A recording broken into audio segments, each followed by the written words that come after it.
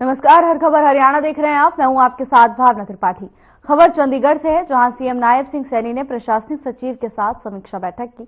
बैठक में सभी विभागों के अधिकारी मौजूद रहे। तो वहीं इस दौरान सीएम ने अधिकारियों को निर्देश दिए और कहा कि अधिकारी मुख्यमंत्री की घोषणाओं से जुड़े कार्यों पर प्राथमिकता के साथ काम करें। सरकारी कार्यालय में सिटीजन चार्टर को लागू किया जाए और समयबद्ध तरीके से पात्र लाभार्थियों तक सरकारी योजनाओं का लाभ पहुंचाया जाए। स्वच्छता अभियान के तहत अपने कार्यालयों में सफाई का ध्यान रखते हुए अधिकारी औचक निरीक्षण करें। इसके साथ ही इस दौरान प्रयागराज में चल रहे महाकुंभ को लेकर भी सीएम सैनी ने प्रतिक्रिया दी। उन्होंने कहा कि तीर्थ दर्शन योजना के लाभार्थियों को प्रयागराज में महाकुंभ स्नान के लिए सरकार ले जाएगी।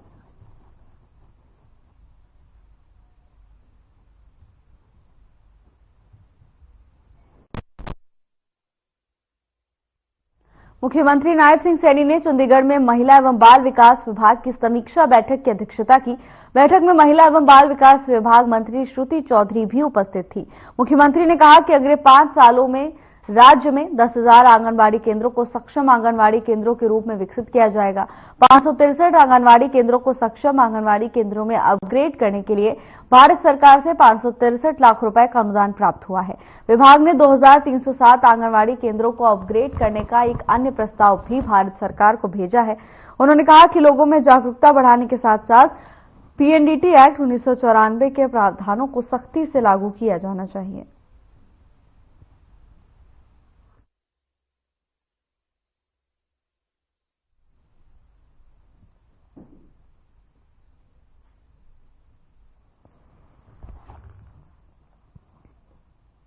चंडीगढ़ में 23 जनवरी को हरियाणा कैबिनेट की बैठक होगी, जिसकी अध्यक्षता मुख्यमंत्री नायब सिंह सैनी करेंगे। ये बैठक सुबह 11 बजे हरियाणा सचिवालय में होगी। उम्मीद की जा रही है कि बैठक में विधानसभा के बजट सत्र पर मुहर लगाई जा सकती है।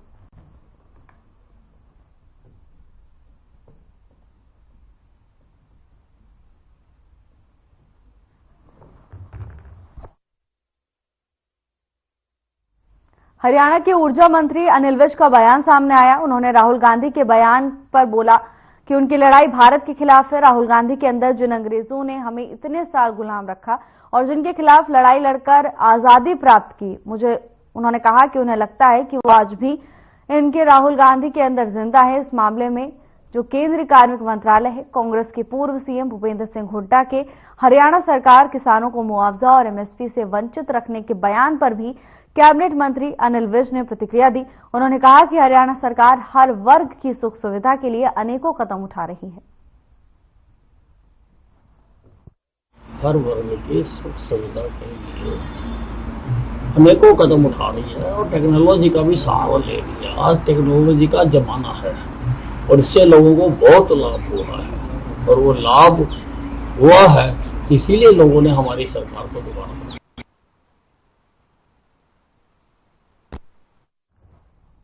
खबर फरीदाबाद से है, जहां चांदपुर गांव में जिम करने के बाद पैदल घर जा रहे राम अवतार नाम के युवक को गांव के ही एक लड़के ने रंजिश के चलते कार से पीछे से टक्कर मार दी, जिससे युवक गंभीर रूप से घायल हो गया।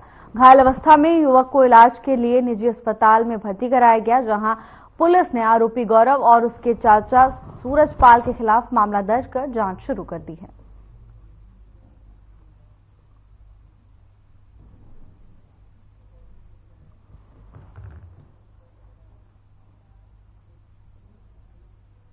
फतेहाबाद के टोहाना में दिव्यांग भाई की बेरहमी से गला काटकर हत्या करने के दोषी भाई को फतेहाबाद जिला एवं सत्र न्यायाधीश दीपक अग्रवाल की अदालत ने फांसी की सजा सुनाई। अदालत इस मामले को रेयरेस्ट ऑफ रेयर केस मानते हुए फांसी की सजा सुनाई। बता दें कि करीब 5 साल पहले दोषी ने 18 जून 2020 को मकान के झगड़े में गला काटकर दिव्यांग भाई की हत्या कर दी थी और फिर उसका सिर एक थैली में डालकर अपने साथ ले गया था, जिसके बाद पुलिस ने आरोपी पर आईपीसी की धारा 457, 506, 302 और 201 के तहत मामला दर्ज कर लिया था।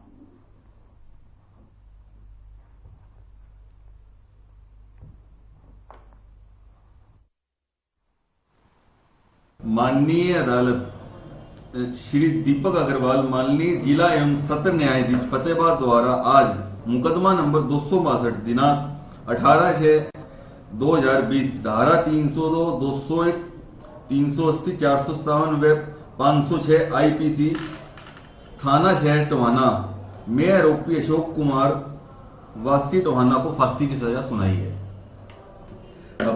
अभियोजन पक्ष की तरफ से मुकदमे की पैरवी अरुण कुमार बंसल उप जिला न्यायवादी ने की, जिसमें दोषी अशोक कुमार पर आरोप लगाया गया कि उसने रंजिशवश अपने विकलांग भाई दीपक की तेजधार हथियार से गर्दन काटकर गर्दन को थैले में रखकर अपने साथ ले गया।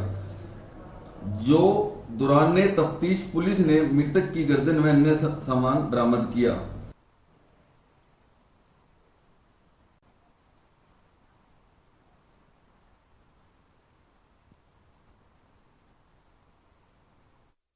हरियाणा मानव अधिकार आयोग के चेयरमैन जस्टिस ललित बत्रा ने कहा कि हरियाणा में मानव अधिकार के अधिकारों का किसी भी कीमत पर हनन नहीं होने दिया जाएगा। इस समाज में हर व्यक्ति के लिए अधिकार निर्धारित किए गए हैं। इन अधिकारों से कोई भी वंचित नहीं रहना चाहिए। इस विषय को गंभीरता से लेकर जिले के अधिकारियों को कार्य करना होगा। चेयरमैन जस्टिस ललित बत्रा रविवार को पिपली पैराकीट में अधिकारियों की बैठक को संबोधित कर रहे थे। यहां पर चेयरमैन जस्टिस ललित बत्रा और आयोग के सदस्य कुलदीप जैन, दीप भाटिया का प्रोटोकॉल के अनुसार उपायुक्त नेहा सिंह और पुलिस अधीक्षक वरुण सिंगला ने स्वागत किया।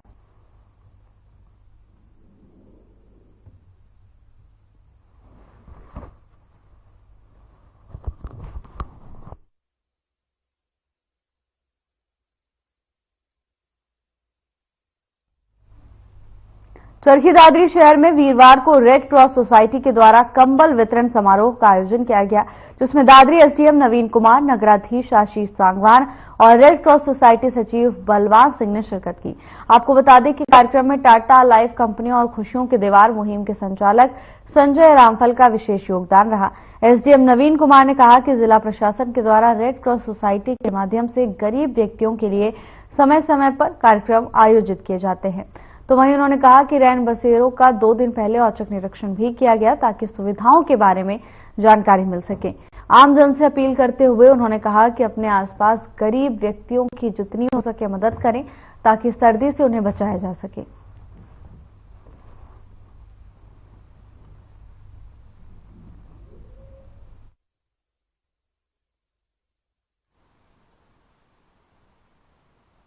आज ये हरियाणा राज्य शाखा चंडीगढ़ रेड क्रॉस से हमें कंबल वितरण के लिए कंबल प्राप्त हुए थे और साथ में टाटा अलाइव कंपनी है, उन्होंने भी इसमें बहुत हमारा काफी सहयोग किया है। कृष्णचंद जी हमारे साथ खड़े हैं और ये पहले भी जो भी हम सामाजिक गतिविधि करते रहते हैं तो टाटा लाइव की तरफ से हमें इनका पूरा सहयोग और समर्थन मिलता रहा है। इसमें एसडीएम साहब पहुंचे थे और सीटीएम साहब पहुंचे थे, प्रशासन डीसी साहब की तरफ से। आज ये गरीबों को कंबल बांटने का था जोरबा एसोसिएट की तरफ से, और हमारे साथ संजीव सांगवान जी हैं टाटा लाइव के ब्रांच मैनेजर, और मेरे मित्र टाटा में हैं अपने बंटी जी। तो हम चाह रहे थे कि दादरी में जो लेबर है या गरीब तबके के लोग हैं, हमारे रेड क्रॉस सेक्रेटरी के माध्यम से हमने प्लान किया था कि भाई जो भी जरूरतमंद लोग हैं उनको ठंड के मौसम में कंबल बांटे जाए। तो उसी संदर्भ में आज हमने कुछ जरूरतमंद लोगों को कंबल बांटे। प्रशासन की तरफ से हमने रैन बसेरे बनाए हुए हैं। हमने रेड क्रॉस ने अपना एक अलग रैन बसेरा बनाया हुआ। इसके अतिरिक्त हमारे जो म्युनिसिपल काउंसिल है उन्होंने भी अपना एक रैन बसेरा बनाया हुआ है। और हमने 2 दिन पहले भी रात में आज रेड क्रॉस के द्वारा और प्रशासन के द्वारा कंबल वितरण किया गया खुशियों की दीवार पे, और जो तमाम जरूरतमंद लोग थे उनके आधार पर ही कंबल दिए गए हैं। जिनको बिल्कुल नीडी लोग थे उनको जी। तो ये है कि अब सर्द मौसम में पड़ रहा है तो हम एक कंबल में अपना सर्दी नहीं गुजार रहे, ये तो खेतों में पड़े हैं।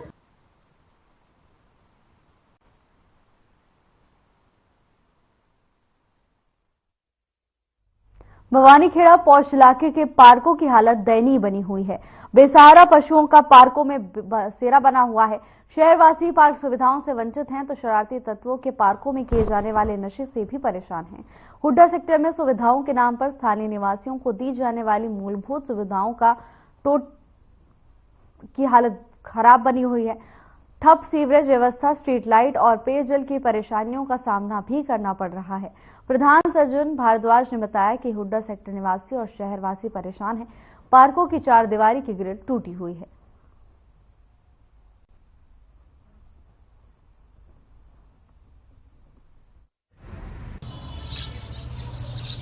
लोगों ने अपनी पूरे जीवन की कमाई इस हुड्डा में प्लाट खरीद कर लगा रखी है। अरे बुआनीखेड़ा गांव में एक यही रिहायशी कॉलोनी है जिसमें काम होने चाहिए थे। बुआनीखेड़ा गांव की शोभा और शान है ये। वही हुड्डा सेक्टर बुआनीखेड़ा में है, परंतु यहाँ मूलभूत सुविधाओं का टोटा है। जैसे आप देखोगे, क्योंकि ये 3-4 पहले हुड्डा में थी ये कॉलोनी, उसके बाद ये कमेटी को दे दी गई। कमेटी ने इसको फिर दोबारा हुड्डा को हैंड ओवर कर दिया। इस कारण जब भी कागज को सिरे चढ़े है उससे पहला इसका फेरबदल हो जाता है। इस कारण प्रशासन भी मजबूर था। हमने शिकायतें भी लिखी हैं।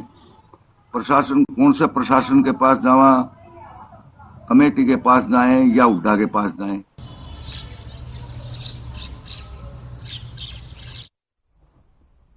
जुलाना में कोहरे का कहर देखने को मिला। बुधवार को देर सायं राजगढ़ गांव के पास 2 बाइकों की आमने सामने टक्कर हो गई। राहगीरों ने दोनों को जुलाना के सामुदायिक स्वास्थ्य केंद्र में भेजा, जहां से उनकी गंभीर अवस्था को देखते हुए रोहतक पीजीआई ले जाया गया, जहां पर चिकित्सकों ने उन्हें मृत घोषित कर दिया। तो वहीं जुलाना थाना प्रभारी मुरारी ने बताया कि करेला झमोला रोड पर 2 बाइकों की टक्कर हुई थी। डायल 112 की मदद से घायलों को रोहतक पीजीआई रेफर कर दिया गया। पुलिस को सूचना मिली है, नियम के अनुसार कार्रवाई अमल में लाई जा रही है।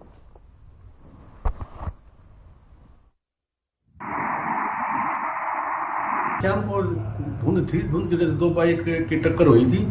ये अपने करेला जमोला रोड पर, और उनको तुरंत डीआरबी की मदद से और एम्बुलेंस से पीजीआई रोड तक भेज दिया था।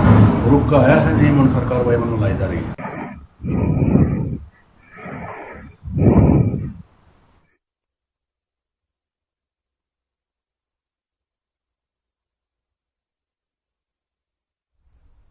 हरियाणा महिला आयोग की चेयरपर्सन रेणु भाटिया कैथल पहुंची। उन्होंने महिलाओं की बातें सुनी। साथ ही आईपीएस सुमित कुमार पर लगे आरोपों पर भी उन्होंने प्रतिक्रिया दी। उन्होंने कहा कि पुलिस की बनाई गई कमेटी ने जांच पूरी कर ली है, जल्द ही रिपोर्ट आयोग के पास आएगी।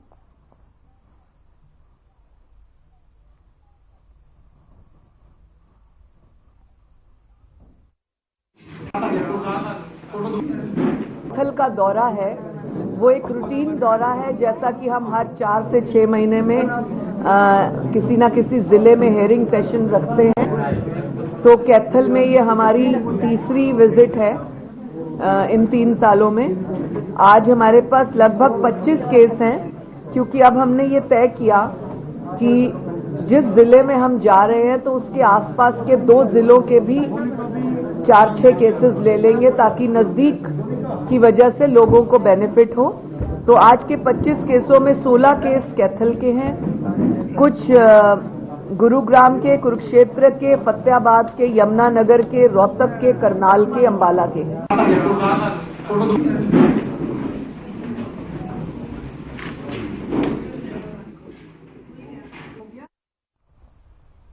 महेंद्रगढ़ शहर के शंकर मार्केट में नगरपालिका की कार्रवाई के दौरान करीब 15 रेहड़ियां जब्त कर ली गईं और कई चालकों पर चालान काटा गया। इस कार्रवाई से नाराज रेहड़ी चालकों ने नगरपालिका कार्यालय का घेराव कर सचिव से मुलाकात की। मुलाकात के बाद सचिव ने उनकी मांग मानते हुए जब्त की गई रेहड़ियों को छोड़ दिया। बता दें कि इस दौरान रेहड़ी चालकों ने नगरपालिका प्रशासन पर बेवजह उन्हें परेशान करने का आरोप भी लगाया है।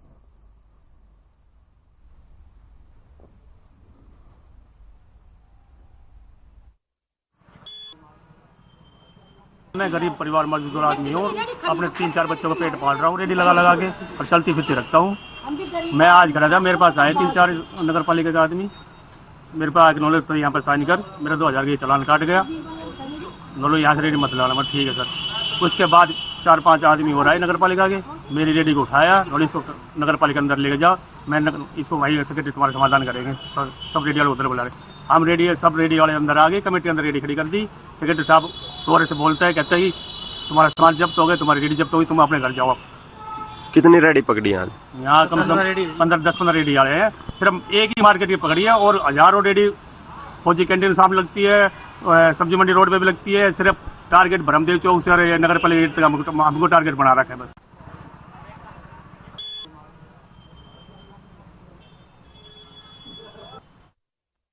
76वें गणतंत्र दिवस कार्यक्रम को लेकर जिला प्रशासन की ओर से सभी तैयारियां पूरी कर ली गई हैं।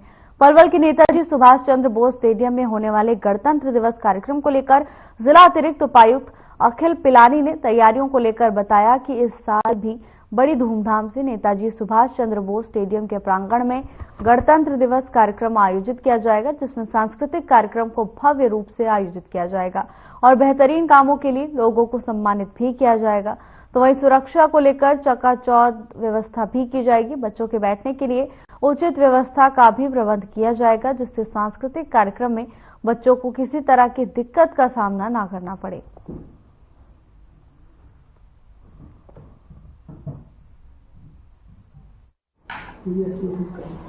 76वें गणतंत्र दिवस को लेकर तमाम तैयारियां प्रशासन की ओर से पूरी की जा चुकी हैं, जिसको लेकर तैयारियों को लेकर किस तरह से जो कार्यक्रम वहां पे आयोजित होगा, किस किस तरह से व्यवस्था होगी, क्या सुरक्षा के नियम होंगे, तमाम तैयारियों को लेकर आज हम पहुंचे हैं पलवल के अतिरिक्त उपायुक्त अखिल पिलानी जी के साथ मुलाकात करते हैं, उनसे बातचीत करते हैं कि तमाम तैयारियां किस तरह से की जा रही हैं और किस तरह से वहां पर व्यवस्था बनाई। सर नमस्कार। तो सबसे पहले तो आपका स्वागत है सर। 76वें गणतंत्र दिवस की ओर से जो है पूरी तरह से तैयारियां आपकी की जा चुकी है और बड़े भव्य रूप से मनाने की तैयारी हो रही है, तो किस तरह से तैयारियां रहेंगी, क्या रूपरेखा रहेगी सर? जी, जैसा कि आप जानते हैं 76वां गणतंत्र दिवस समारोह मनाया जाएगा, तो ये हमारा नेताजी सुभाष चंद्र स्टेडियम है, वहां पर मनाया जाएगा और इसमें हर साल की तरह परेड होगी, इसमें सांस्कृतिक कार्यक्रम होंगे बच्चों के, दो तरह के जैसे डंबल और पीटी जैसे एक्सरसाइजेज वाले, और कल्चरल प्रोग्राम्स रहेंगे। इसमें कुछ प्राइजेस दिए जाएंगे जो अच्छे कर्मचारी जिन्होंने काम किया है, और इसी के साथ साथ जो कल्चरल एक्टिविटीज बहुत ही भव्य रूप से मनाई जाएंगी। सर तमाम तैयारियां हैं, बच्चे भी वहां पे होंगे, मौसम को भी देखना होगा, तो मौसम को लेकर किस तरह से प्रशासन अलर्ट मोड पर रहेगा? जी बिल्कुल, मेडिकल फैसिलिटी और ठंड ना लगे उसके लिए मैटिंग रहेगी, प्रॉपर बच्चों के लिए इंतजाम रहेंगे, तो किसी को कोई इशू नहीं होना चाहिए इसमें। सर सुरक्षा के नियम भी बताया जा रहा है काफी सख्त किए जाएंगे, क्योंकि भव्य प्रोग्राम है तो काफी भारी संख्या में लोग मौजूद होंगे, तो व्यवस्था किस तरह से बनाई जाएगी? जी बिल्कुल, उपायुक्त महोदय ने एसपी साहब से रिक्वेस्ट किया था कि ट्रैफिक को लेकर, लॉ एंड ऑर्डर को लेकर तो पुख्ता इंतजाम किया जाएगा पुलिस की तरह से, और कोई भी ऐसा इशू नहीं आना चाहिए। सर तमाम लोग वहां मौजूद होंगे, तमाम लोग पहुंचेंगे, तो क्या लोगों से, स्थानीय लोगों से इस भव्य कार्यक्रम को लेकर अपील करना चाहेंगे? मैं सबको पहले तो इनवाइट करना चाहूंगा और यही निवेदन करना चाहूंगा कि हम अपने कॉन्स्टिट्यूशन, अपने रिपब्लिक की वैल्यूज को अच्छा से मनाएं और इसमें हिस्सा लें। तो ये थे मेरे साथ अतिरिक्त उपायुक्त अखिल पिलानी जी, जिन्होंने तमाम तैयारियों को लेकर बताया कि किस तरह से वहां पे कार्यक्रम आयोजित होगा, और हर वर्ष की बात ही इस वर्ष भी कुछ हट के कार्यक्रम आयोजित किया जाएगा। तमाम सांस्कृतिक कार्यक्रम भी होंगे और मौके पर मुख्य अधिकारी भी मौजूद होंगे, और मुख्य अधिकारियों के साथ मुख्य अतिथि का भी आगमन होगा। तमाम उन लोगों को भी सम्मानित किया जाएगा जिन लोगों को सम्मानित के लिए पहले से प्रशासन की ओर से चिन्हित किया गया, तो तमाम तैयारियों को लेकर जानकारी देते हुए बताया गया। कैमरामैन सतीश के साथ परवीन आहूजा, पलवल।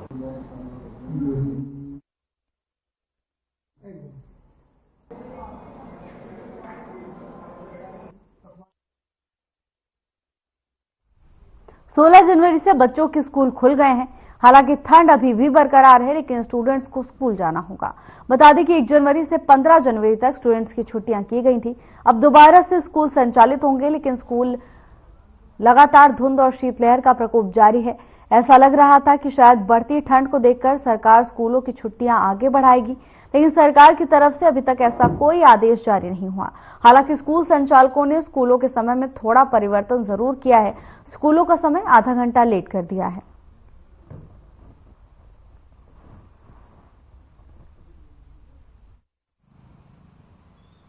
1 से 15 तक विभाग का, सरकार का आदेश था कि स्कूल बंद रहेंगे। जो सीबीएसई के स्कूल थे प्रैक्टिकल वर्क के लिए, उनमें 10वीं 12वीं क्लासेज आई। अब पुनः विद्यालय सरकारी और प्राइवेट सभी दोबारा से सुचारू रूप से शुरू हो गए हैं।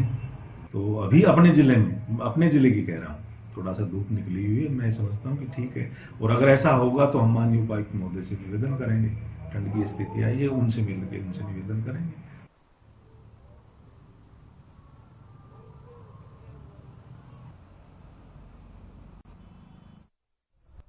चरखी दादरी शहर में वीरवार को हरियाणा कौशल रोजगार निगम के तहत विभिन्न विभागों में लगे कर्मचारियों ने हटाए जाने के विरोध में धरना प्रदर्शन किया और सरकार पर वादा खिलाफी का आरोप लगाते हुए रोष जताया।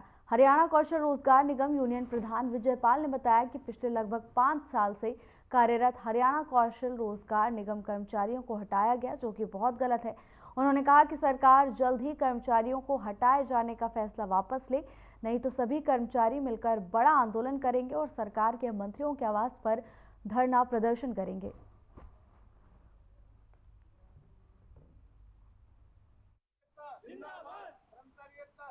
हमारे एचकेआरएन के साथी जो 4.5 साल पौने 5 साल से यहाँ पर लगातार जॉब कर रहे थे, उनको हटा दिया गया है और उनके समर्थन में हम लगातार 5-4 दिन से धरना प्रदर्शन पर यहाँ पर ऑफिस में दादरी ब्रांच में बैठे हुए हैं और गवर्नमेंट से यही गुहार है, अगर यहाँ पर सरप्लस हो गए हैं तो इनको दूसरे डिपार्टमेंट में शिफ्ट किया जाए, इनको बिल्कुल क्लियर कट हटाया नहीं जाए। अगर ये हमारी गवर्नमेंट मांगे नहीं मांगती है तो हम इसका धरने का बड़ा रूप करके और हमारे जो सर्कल लेवल के ऊपर है उसका भी घेराव करेंगे। मांग ये है कि अब हमारे डिवीजन से कुछ बच्चों की नौकरी जा सकती है, उनके नोटिस लगा दिए गए हैं। 13 बच्चों की नौकरी खतरे में है, उनकी नौकरी नहीं जानी और किसी की भी पूरे हरियाणा में जो कौशल में लगे हुए हैं किसी भी कच्चे कर्मचारी की नौकरी नहीं जानी चाहिए। ये धरना चल रहा है लगातार।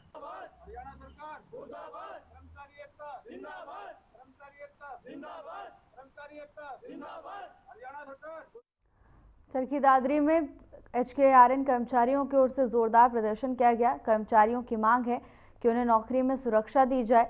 इसके साथ ही उन्होंने शासन और प्रशासन को चेतावनी दी है कि अगर जल्द ही उनकी मांगें पूरी नहीं की गई तो उनकी तरफ से बड़ा आंदोलन भी किया जा सकता है। कर्मचारियों का कहना है कि सरकार की तरफ से वादा खिलाफी की गई है और इसी को लेकर सभी कर्मचारी इकट्ठा हुए, हाथों में बैनर और पोस्टर लेकर जोरदार नारेबाजी करते हुए कर्मचारी नजर आए। चरखी दादरी में एचकेआरएन कर्मचारियों का जोरदार प्रदर्शन देखने को मिला। बता दें कि नौकरी की सुरक्षा की मांग को लेकर इन लोगों ने जोरदार प्रदर्शन किया है और इस दौरान सरकार के खिलाफ जमकर नारेबाजी भी की गई।